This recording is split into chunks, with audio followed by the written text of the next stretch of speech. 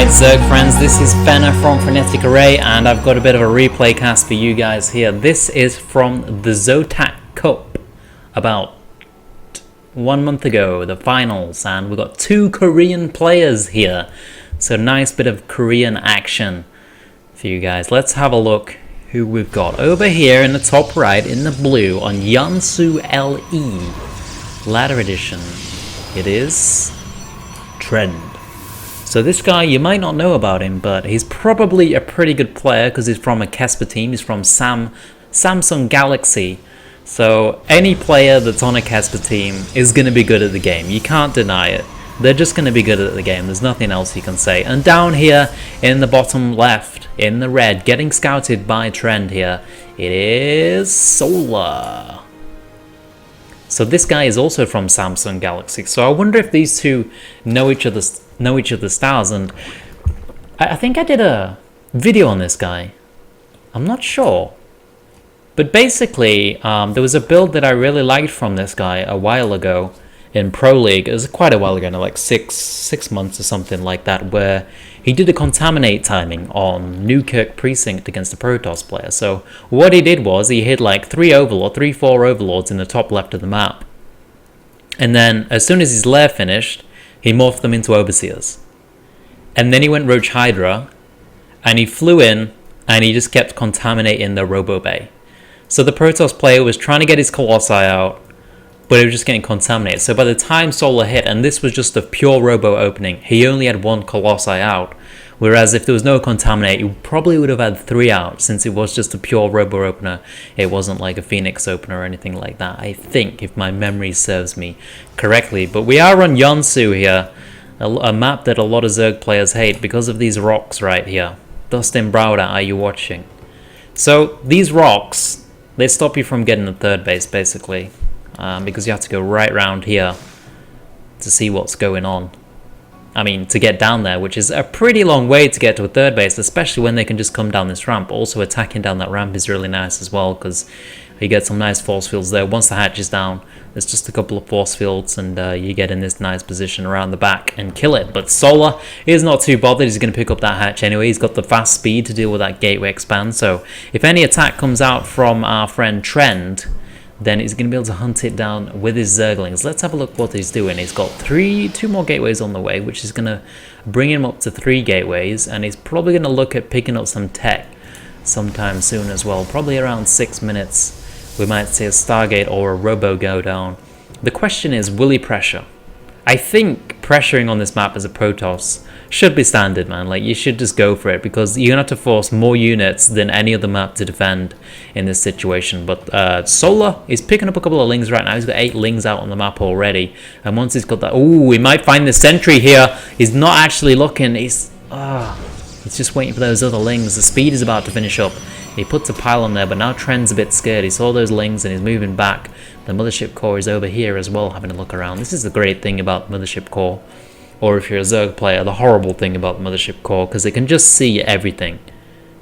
There's no stopping it, and it can do things like mass recall, time warp, photon overcharge, all things that Zerg players hate. And there goes the tech from Trend, around 6 minutes. It's nearly finished now, and it will be a Stargate opener for Trend. Pretty popular in the current metagame.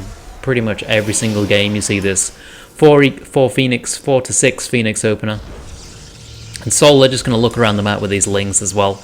Probably realizes there's some tech by now, as the warp gate isn't finished for Trend.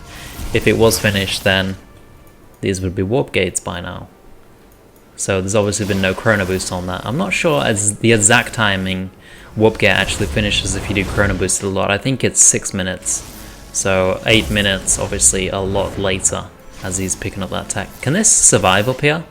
I think that's as far as he can go. I think the sentry could have killed that, but he's just going to let the Phoenix kill it. It doesn't really matter since he saw the Stargate anyway. And we've got a Phoenix on this side, losing a couple of Overlords. This is really nasty for Solar. As you see, he's got a supply block there, 71 out of 70. 4 Overlords on the way, and he's put all of his Overlords behind the mineral lines now. He wants to pick up some Spore Crawlers real soon. Actually picking up a Hydra Den before any Spores. There goes 1 Spore, 2 Spore, and should be 3 Spore? Yeah, 3 Spore. So it looks like it might be a Hydra timing. He's picking up 6 gas already, so playing pretty greedy.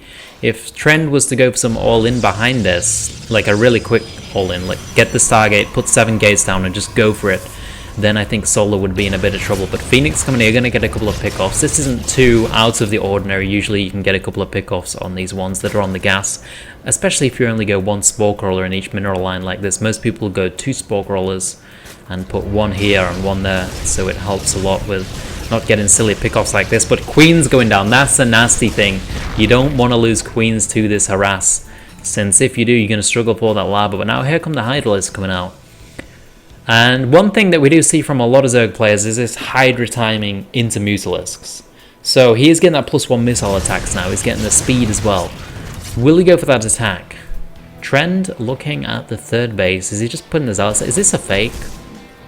It might be a fake because he's picking up the robotics bay already, and he's still not working on these rocks. I think if he wanted to go down for that 3rd, he would be killing these rocks already, and also picking up quite a few gateways behind this as well. So we'll see what it goes for. But once again, yeah, that Spire is coming up. So Solar probably going to look for that Hydra timing and switch straight into the Mutalist after. Or Corruptors. DRG does like to go into Corruptors instead of the Hydras, especially if you see Colossi and you try and clean up the Phoenix, the Colossi with your Corruptors, and then you come back to a Muta switch a lot later on. But some people do just like to go into the Mutas straight away, even if there's still some Phoenix out on the map, it can work, and you might catch them off guard as well. But Groove Spine's on the way for Solar. Whoa, look at that creep, man.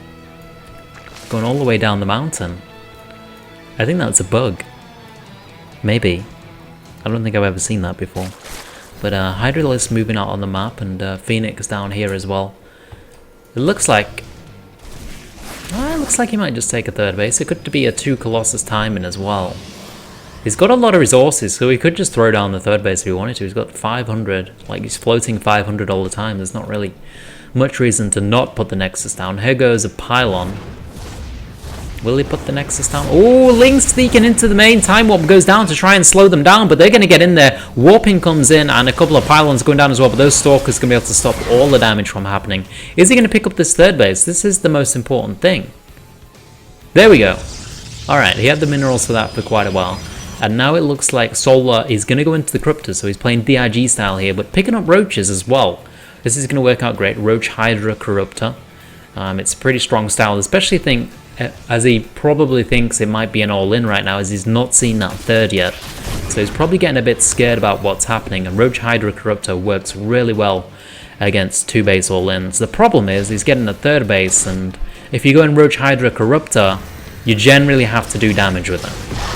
He's going to be looking to trade. Oh, Phoenix, 1 going down. But yeah, you're generally looking to trade armies when you get Roach Hydra Corruptor. You can't let them just build up the super army, because Roach Hydra Corruptor just gets weaker and weaker and weaker as the game goes on. A couple of hallucinated Colossi there. Here comes the engagement. Can Solar do it? He needs to do damage right now. Phoenix coming in from the back to take on those Colossi. The Colossi targeting down that. The Corruptor's targeting down that Colossi. But it looks like there's just too much DPS for Trend. Solar can't break through. Link's coming in to try and help out. Now that Colossi is down, so they're going to do a lot of damage, but now the Stalkers on their own can push it back. Another Colossi comes out as well. I think he realized they were hallucinated. I don't think he had an Overseer though, so I'm not sure how he realized to target the real one and not the hallucinated ones, but he managed to do it. He might have had an Overseer there at the start that I didn't notice. Actually, I was going to say he was slacking on the macro there, but he is building 10 Mutalisks now and droning up that 4th base as well. And that's like the result from the 3rd place match. I'm pretty sure this was the grand final match of the Zotac Cup. So yeah, going into that Mutalisk switch now, which a lot of Zerg players do nowadays. Did he kill the Phoenix?